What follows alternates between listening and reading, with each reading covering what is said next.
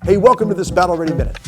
A Battle Ready Minute is about a minute or two of advice, encouragement, tips on all things battle ready. Years ago, when my wife and I were expecting our first child, I was in a conversation with a priest. The priest asked me some questions about my marriage. He asked me this.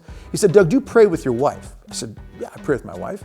He said, "Do you lead the prayer?" Now, at the time, I admit I was pretty much the spiritual wimp. And I said, "Well, you know, my wife's pretty good at it, so I let her do it." He didn't think that was very funny. Then he put this question to me. He said, "Doug, do you bless your wife, the baby in the womb, and your home with holy water?" "Well, no," I said.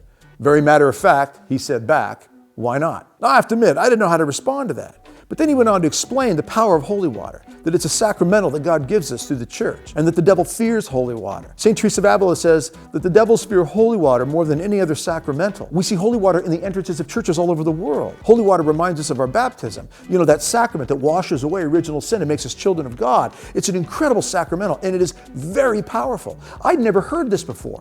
It had never been introduced to me that you could actually bless your home and your loved ones with holy water. But he explained all this to me, and then he said this to me. He said, "Doug, remember, the devil is trying to destroy your family. You are the head of the house. You are the head of that family. You are the first line of defense. What are you doing about it?" So I went home with a bottle of holy water because Father gave it to me. And I began the practice that day of blessing my wife, my children, and my home with holy water.